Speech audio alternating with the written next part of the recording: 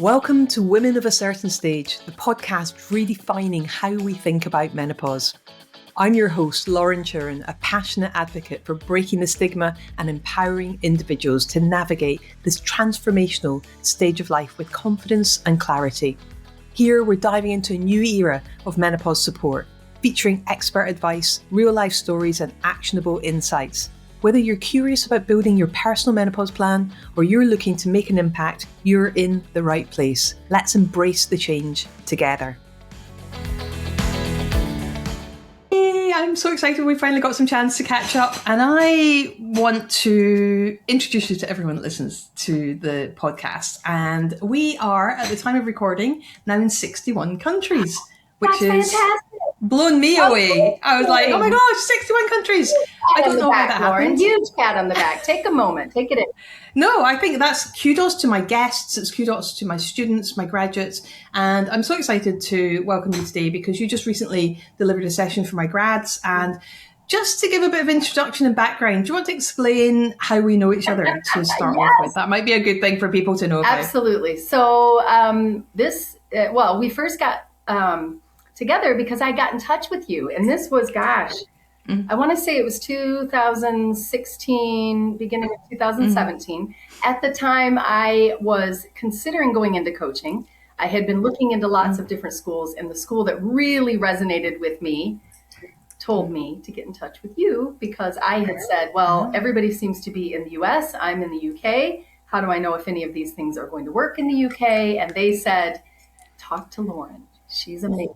So I did. And I remember, I don't know if you remember this, it was so funny because we set up a call. And then when I finally did, you were so coaching. You were coaching, right? I'm like, I don't think you can get away with it. Like, get away from it. You were like, and what do you want to do? And then this? Okay. And then you're going to do this. And then yes. And what about this? And I was like, yes. Oh my God, yes. And I left that conversation so fired up and so excited and so ready to jump in and go for it as a career. So I have you to thank for that, Lauren.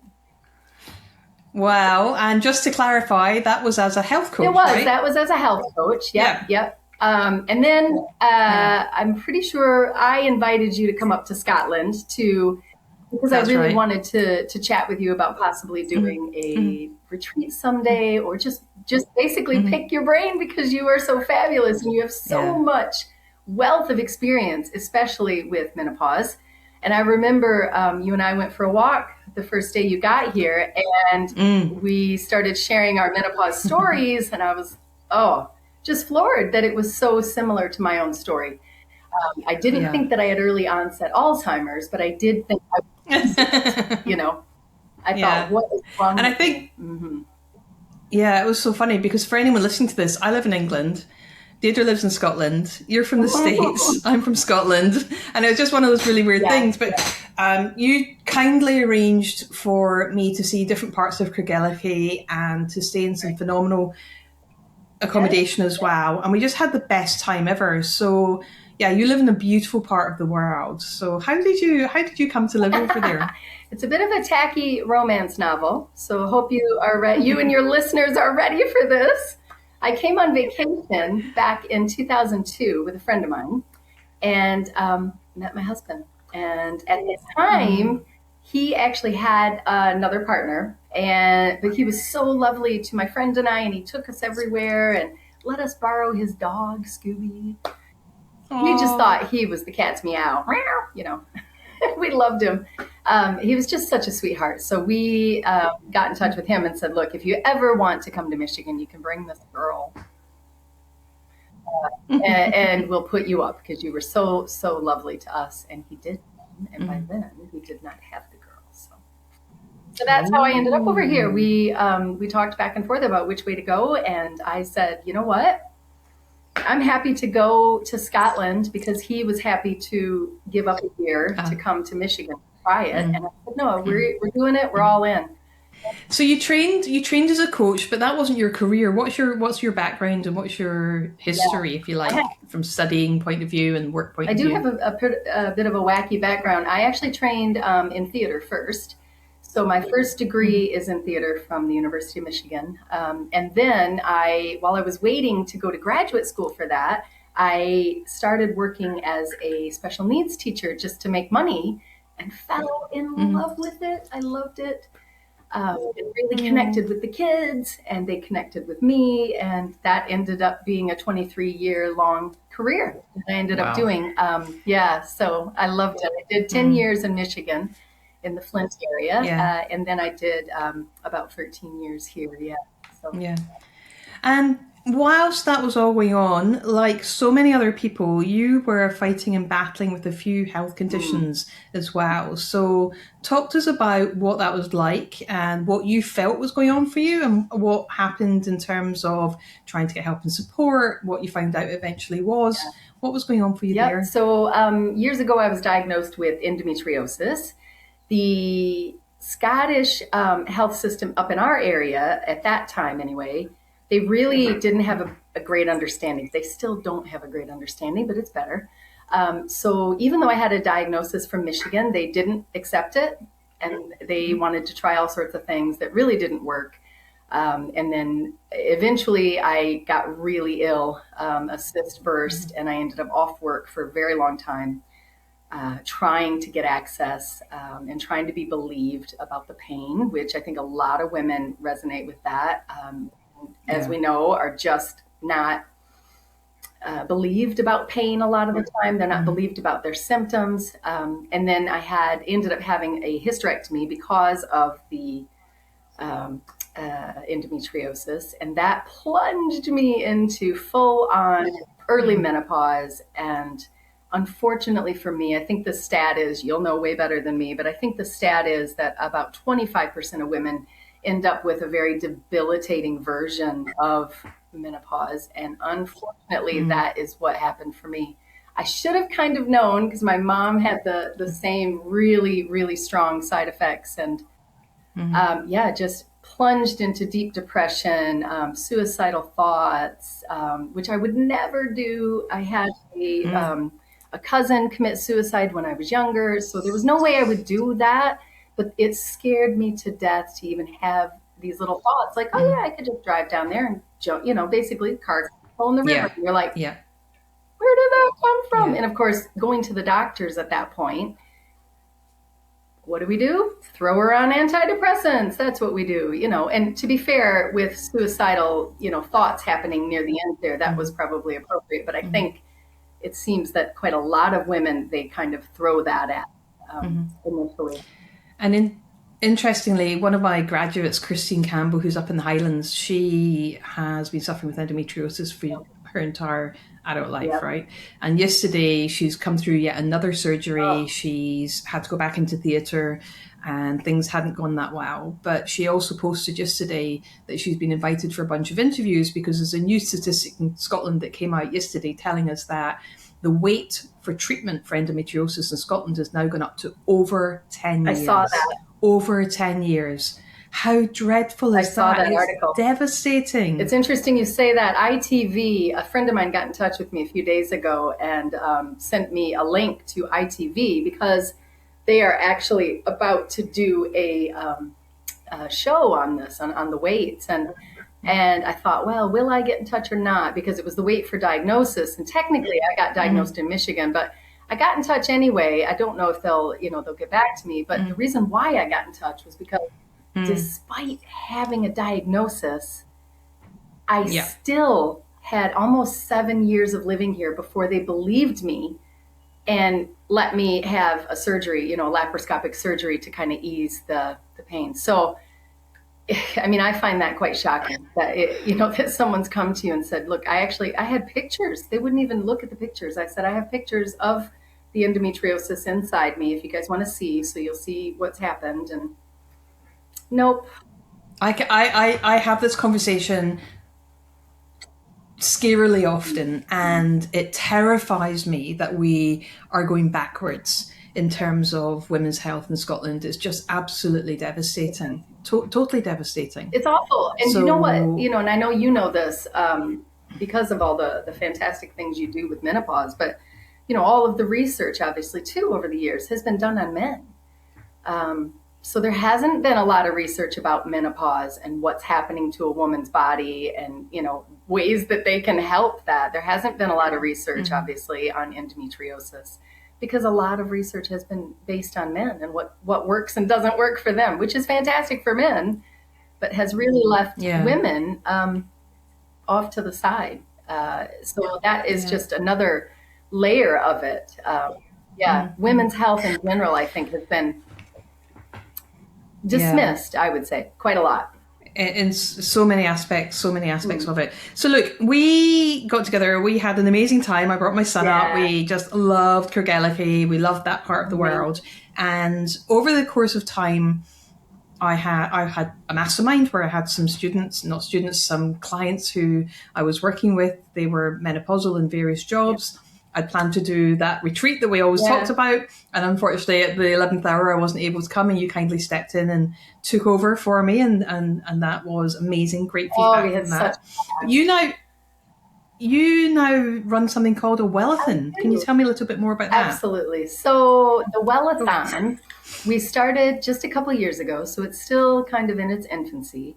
And we're the first to have done this in the UK and possibly the world. We couldn't, we're kind of looking into it to see if anyone else has used the term Wellathon, and we haven't been able to find it. So I'm pretty sure we're the first to call it this and to do this. Definitely, I can say for sure Scotland and the UK. But anyway, the Wellathon means that there are 3 components, just like a triathlon, and they're for your wellness that you need to complete in order to earn a medal at the end of it. And it's just a fantastic day. It's beautiful. It's here in Kergellicky.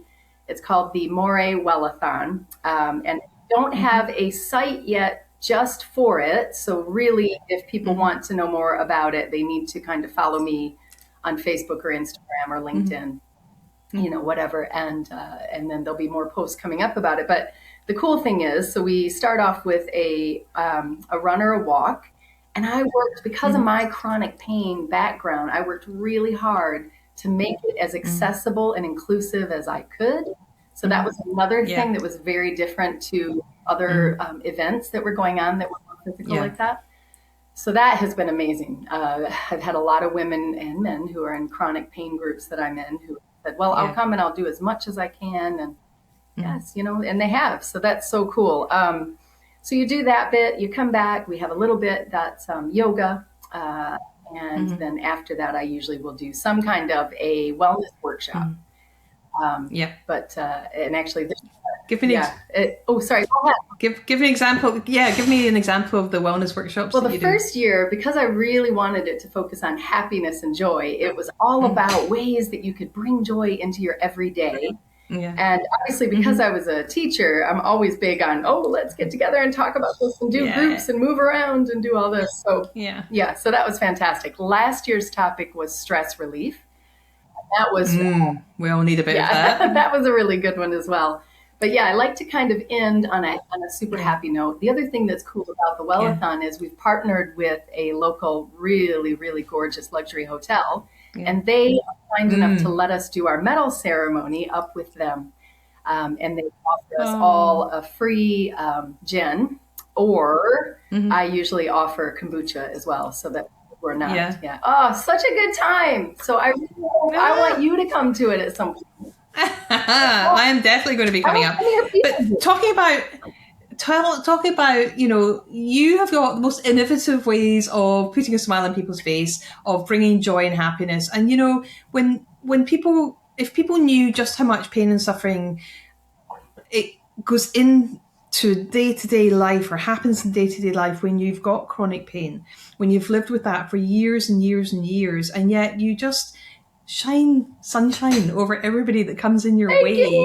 And you've set up, there's 2 things that really jumped out for me. One was, I keep seeing pictures of you on the radio, and 2, you keep on dancing around on a Friday, chatting away to the screen. Tell me, what's going on there? Oh my gosh, so there's 2 different things there. So one is about 6 months ago, the local radio station, we have a little local radio station, got in touch and asked if I would do their Keep Well portion.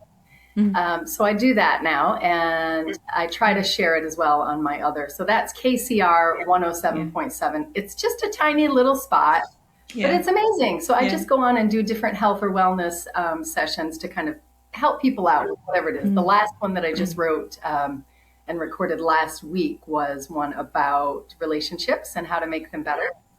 You know, so just easy tips and things like that. Sometimes it's about healthy snacks or whatever. And I love doing it. I love it. I'm so excited to get out there plus I feel like a big girl when I get my little thingies on. I'm like, oh, look at me. Woo, woo, I'm a radio girl. So not really, but I try. And then the other thing that you've seen me doing, because I'm a bit of a goofball, as you know, is on Fridays, I do something called the Friday dance. So that's at 2:00 every Friday for the UK, or 9 a.m. if you're Eastern Standard Time in the US. And that came about because when I worked, wherever I worked, I always on Fridays would come in and say to every single person I interacted with, have you done your Friday dance? You know, and I'd be jiggling around and they'd be like, and then I have to I loved it, especially like the janitors or the people that really were not like the science teacher. They'd be like, no, come on, shake it. And I'd get them to do it eventually. Loved it. So I always did that.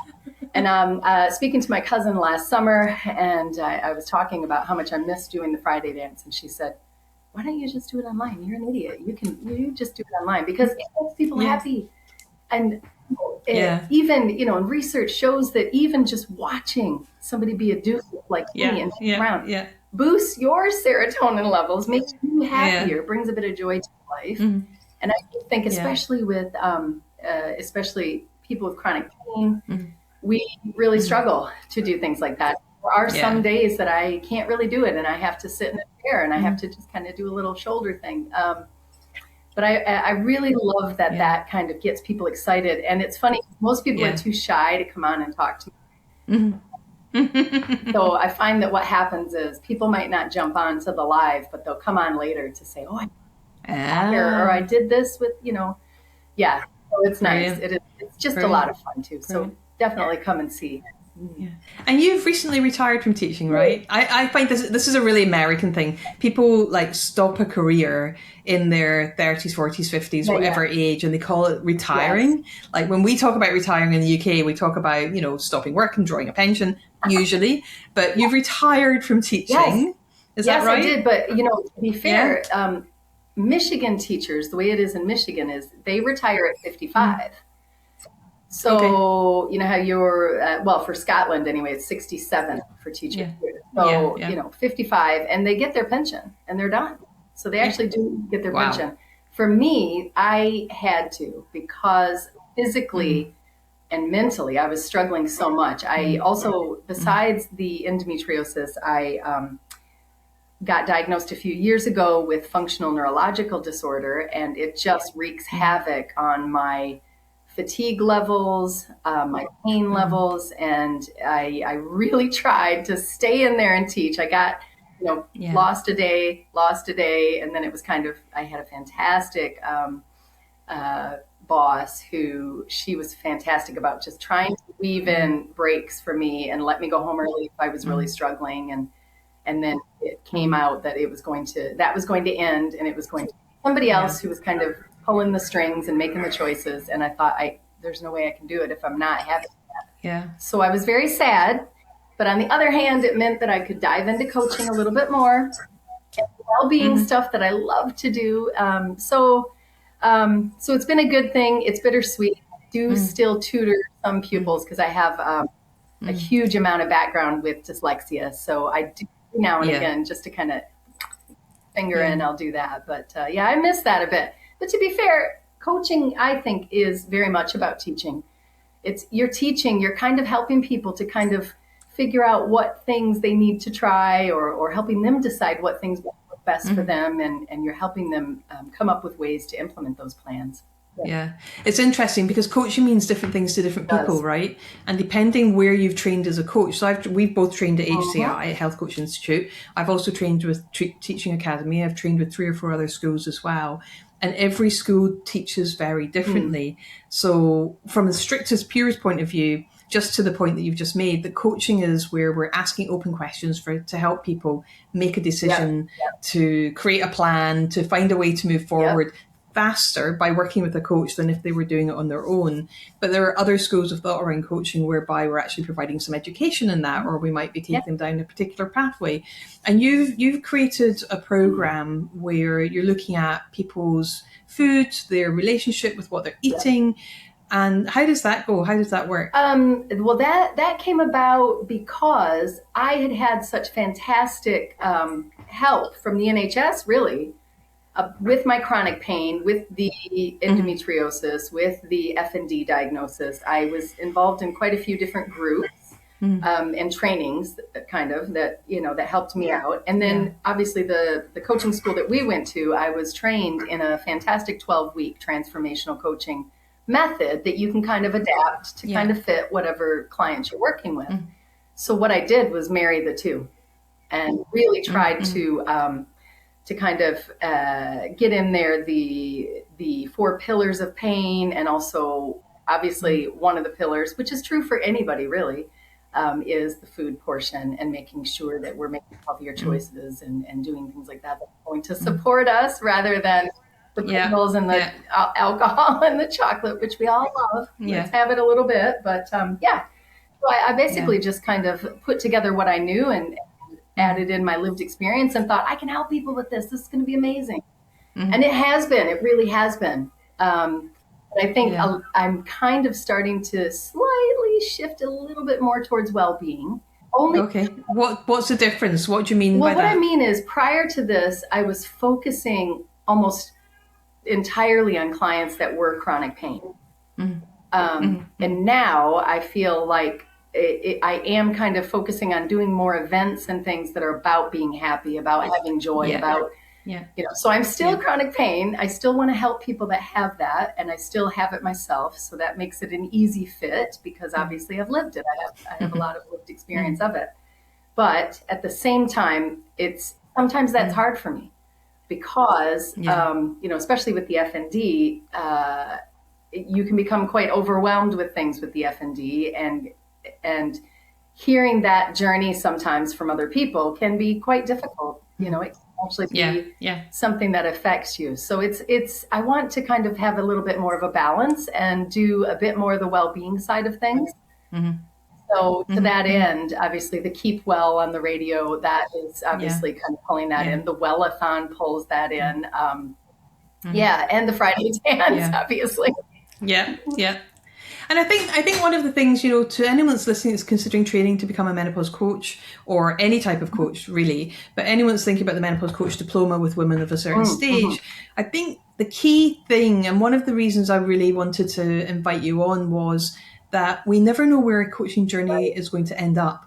We don't know. I think a lot of people go like, I want to do this, and I've got a really fixed idea about what I want to do, and that's great, and many people do follow that through. I always say to people as well, just be open to other opportunities, be open to things evolving and changing, and you may end up coaching, you may end up educating, you might end up, doing lots of different things. And how have you enjoyed the freedom of working for yourself versus working in an organization? Oh, I love it. I can't even tell you. I absolutely love it. And I have to go back to what you said there a second ago about being open to other ideas, because I remember, and this is funny, I remember when I first met you, obviously you were already a menopause coach at that point. You were very focused on menopause. And prior to that, I had been kind of thinking with my own menopause hat on and my own experiences of kind of helping women through that. And at that time, I was so inexperienced with coaching, really, that I thought, okay, well, no, Lauren's already done that. Lauren's ticked that box. I can't do that. How simple. You know what I mean? I did. And I thought, nope, I guess I can't. I can't have that. Lauren's got that one. And that's so funny. It's so funny, isn't it? And that's what I think is wonderful about what you do with the Menopause Champions, is that you offer something to coaches that is going to affect everyone in some way, whether it's their wife, whether it's, their boss, whether it's them.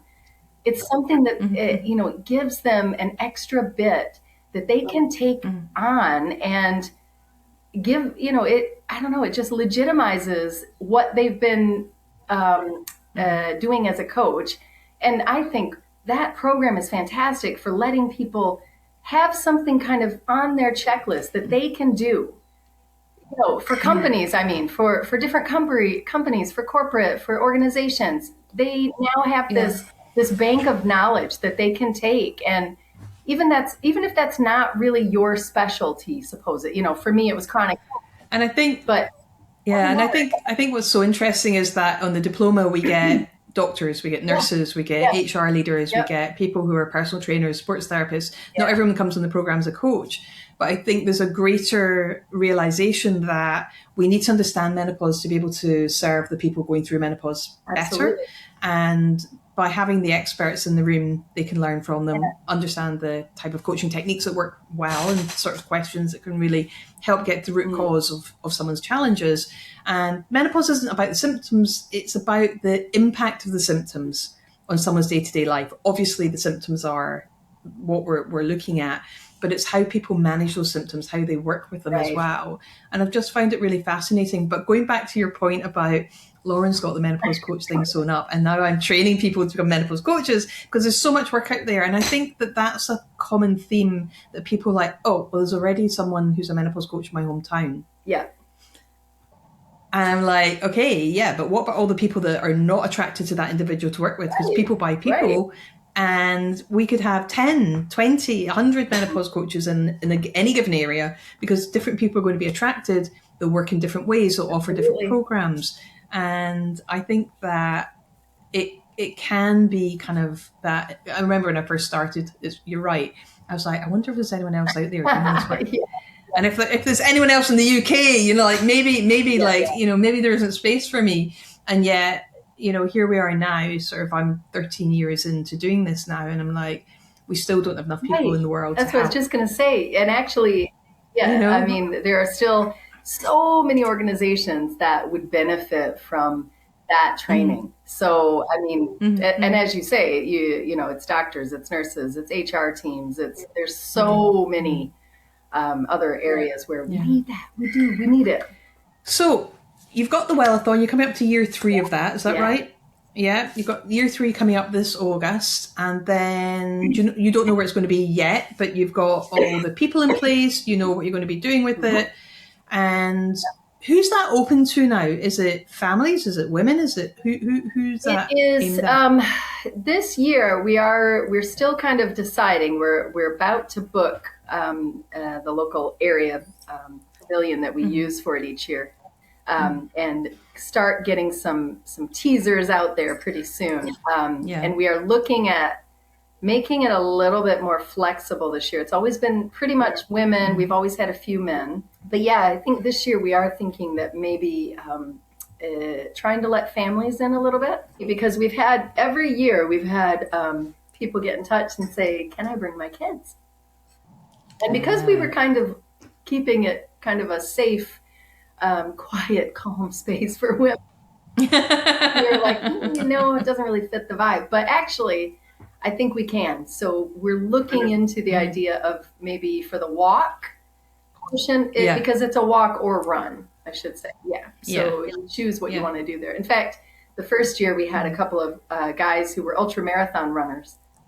And because it was only a 5K, they just did laps until all the rest of the people were done. It's hilarious. So we thought, what? Actually, it might be nice for families to be able to do that bit as a walk. I think the issue with the yoga portion could be some kids could maybe do that and handle it, but others, it might spoil it for the rest of the people. So we're considering having some babysitting right there. There's a park right next to us. So we thought, we could maybe kind of gear that a little bit more towards family. And then there's going to be a portion this year, rather than my workshop. I think what we'll be doing is a guided meditation down by the gorgeous River Spey. Oh, beautiful. So we thought, that might be that's cool stunning. To try out this year and see how it goes. I'm excited. I'll still be teaching something before we do it. Breath work, something will happen.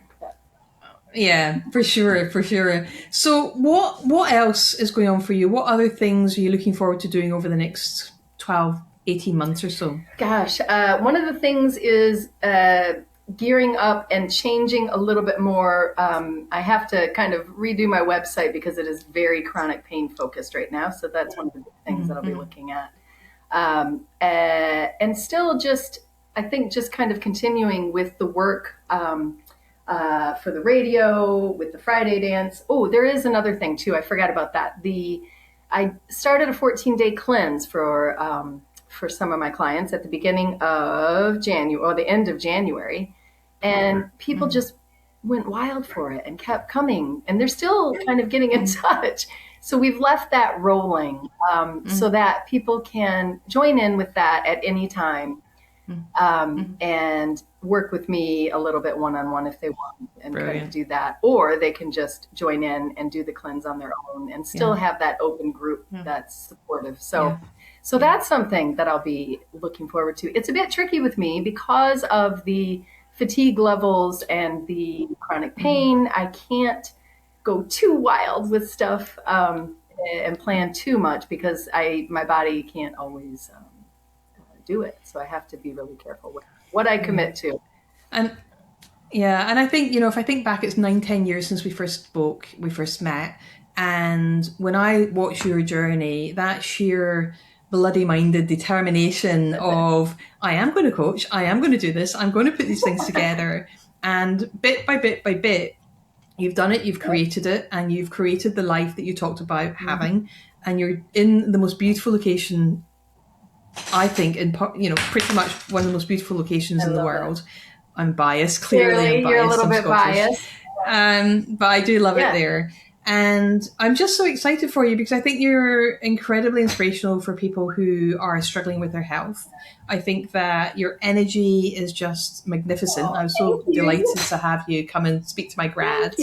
So is there anything I haven't asked you today that you would like to share? Any top tips for someone who's maybe struggling with chronic health condition, who just needs that moment of inspiration? Yes, let me give you this. And this was given to me by the chronic pain team at ARI, Aberdeen Royal Infirmary.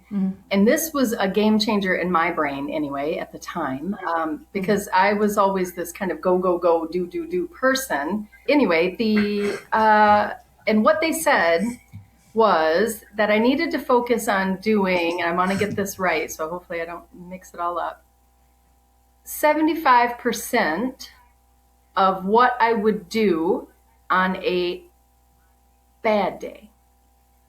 And at the time, I was like, what? No, because what quite often happens with chronic pain is boom and bust, where you are, oh, I'm feeling good, I'm going to go, go, go, and then do whatever it is, and then you just get, and you're flattened for the next few days. So learning pacing and learning that so that really, it almost gave me permission to take my foot off the gas and go, okay, so, and it was great to have that phrase to say to family, because I think, especially with invisible illnesses like endometriosis and issues that might come about from debilitating things that happen with menopause, people can't see those things. So it's really good to be able to say, look, actually, this is what the doctor said. I need to go to shoot for 75% of my worst day. I wish that when I had my chronic illness when I was 21, 22, 23, 24, 25, that someone had told me that. Because every time I woke up and had a day where I was like, oh, I can do, I'd spend the next 3 or 4 days completely flat on my back staring at the ceiling because I'd used up like a week's worth of energy. And it took me from when I first, I'm very grateful for the fact that after being very severely unwell for 6 months, literally lying on my back staring at the ceiling, it took 4.5, 5 years for me to understand my triggers, understand how it worked, to be able to get myself back up and out and able to work again fully. Like I did work, but it was piecemeal.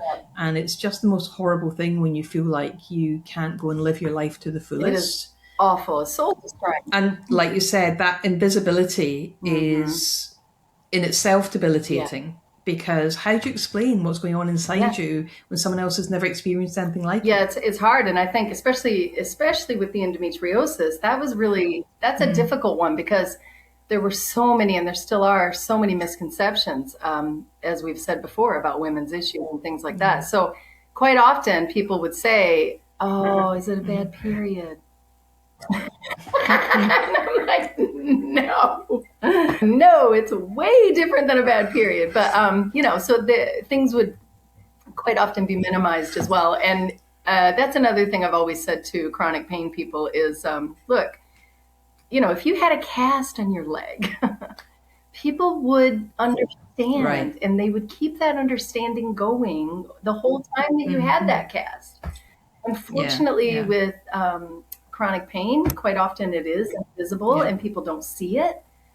So, that it's difficult, and you have to speak up and say to people, but you also have to learn to not let that be your only conversation. We're so wanting to prove to people that we end up about the pain. Pretty soon that's all our topic is. That's all our brain hears, right? And therefore that can be very debilitating as well. So look, wrapping up on a happy note, what's your favourite thing about living in Scotland? Oh, my husband! Woo-hoo! No, I'm kidding. Well, I mean, he is really one of the He is amazing. He's pretty cute, and he's got a good booty. No, she didn't have to say that. Sorry. But yeah, so I would say for Scotland, the people are so nice.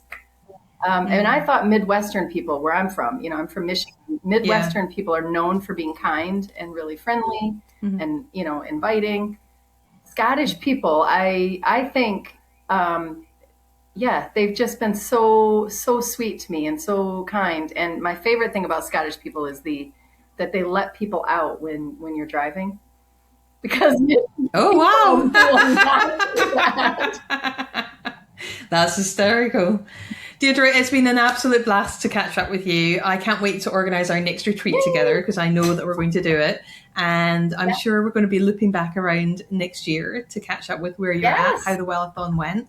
And thank you so much for your time today. That'd be amazing. And I forgot, I do have a retreat in the pipeline at the Craigellic Hotel. Katie Nickel, who is the amazing. Yeah, so we'll see. We'll see. It is in the pipeline. She and I were talking about it just recently. She is the royal correspondent for Vanity Fair, also for, I can't even think of all the different things that she does. Anyway, she and I are hoping to do one in the next year. So I forgot to say that. Fantastic. I'm excited. There's just a lot of good stuff going on. And can I say to you, thank you so much for having me on. Oh my gosh, my pleasure.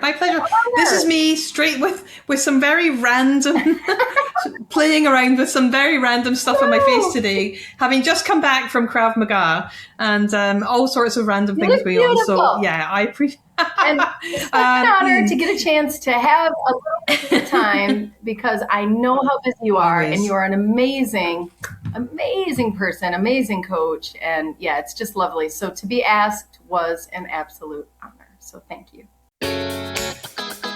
Thank you for joining me on Women of a Certain Stage. I hope today's episode inspired you to think differently about menopause and the incredible opportunities this stage of life brings.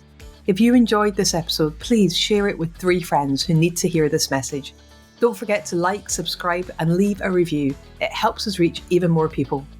You can connect with me on LinkedIn at Lauren Churin, or visit our website at womenofacertainstage.com to learn more about menopause coaching, inspiring events, and corporate training. Until next time, let's continue making a difference, one conversation at a time.